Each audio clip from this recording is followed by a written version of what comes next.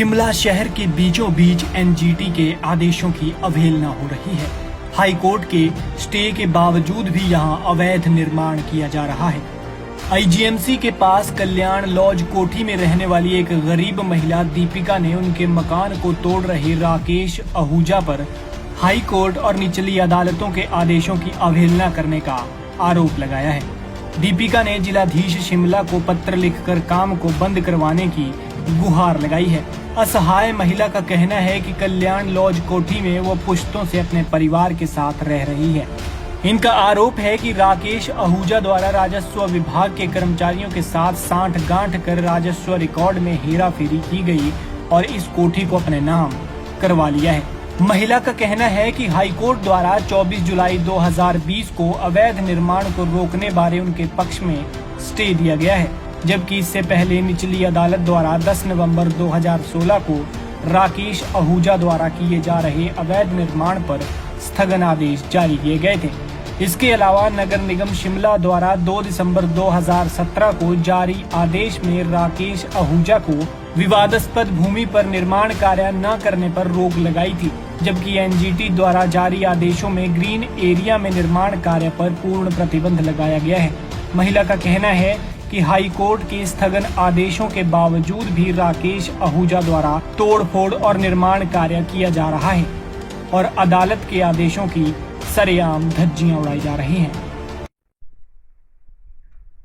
मेरा नाम दीपिका कपूरिया है। मैं अपने परिवार के सहित कल्याण लॉज लकड़ बाजार के आउट हाउस में रहती हूँ। हम यहाँ के स्थायी निवासी हैं और ये हमारी पुश्तैनी जगह है। हम लोग जो है 130 साल से इस जगह पे रह रहे हैं। मेरे जो फोर फादर थे ब्रिटिशर टाइम से इस जगह पे रह रहे हैं और यहाँ पर जो है राकेश आहूजा के नाम का व्यक्ति जो है इस जगह को अपनी प्रॉपर्टी बता रहा है।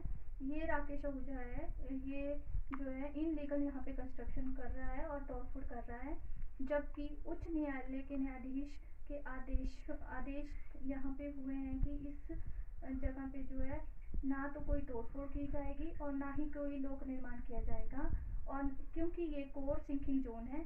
लेकिन उच्च न्यायालय के न्यायाधीश के आदेशों की अपमानना की जा रही है। निचले न्यायालय के आदेशों की भी अपमानना की जा रही है। यहाँ पे जो है एमसी ने भी इस कार्य पे रोक लगा रखी है।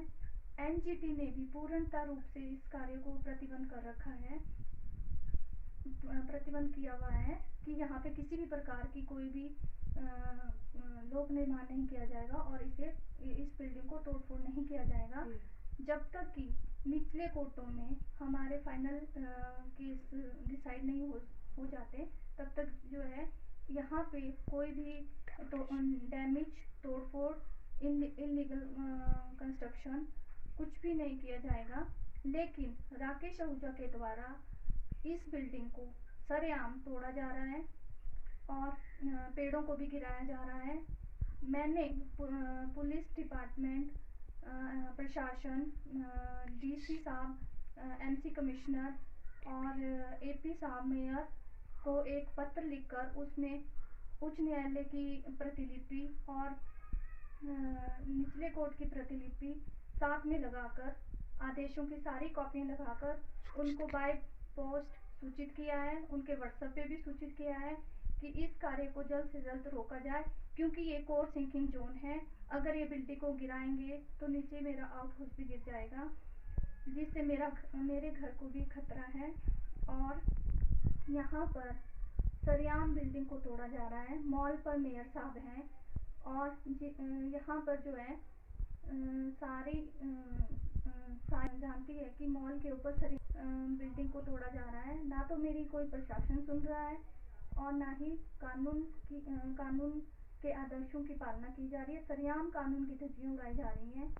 तो मेरी सरकार व कानून से यही मांग है कि इस कार्य पर तुरंत रोक लगाई जाए या पुलिस को डायरेक्शन दी जाए कि इस कार्य को जल्द से जल्द रोका जाए और इस काम को बंद किया जाए जब तक कि हमारे निचले कोर्ट से कोई भी फाइनल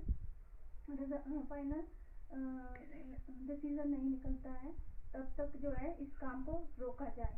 मैं एक लड़की सभी जगह से इस कार्य को रोकने की गुहार लगा रही हूँ कि मेरी मदद की जाए और इस काम को रोका जाए। नहीं तो अगर इस काम को रोका नहीं गया तो आम जनता ना तो पुलिस के पास जाएगी, ना ही प्रशासन के पास जाएगी, ना ही कानून के पास जाएगी, अगर इस तरह से संग्राम किया जाएगा। दीपिका का कहना है कि पिछले 13 मार्च को आईजीएमसी की ओपीडी के पास भूस्खलन के कारण उनके मकान का एक हिस्सा काफी क्षतिग्रस्त हो गया था, जिसमें घर का ज्यादातर सामान भी नष्ट हो गया था। दूसरी ओर राकेश आहूजा द्वारा उनके मकान को गिराकर बहुत परेशान किया जा रहा है। महिला ने सरकार से भी मांग की है कि राकेश आहूजा को घर तोड़ने से रोका जाए और उनके परिवार को सुरक्षा प्रदान की जाए। पंजाब केसरी के लिए शिमला से योगराज शर्मा की रिपोर्ट।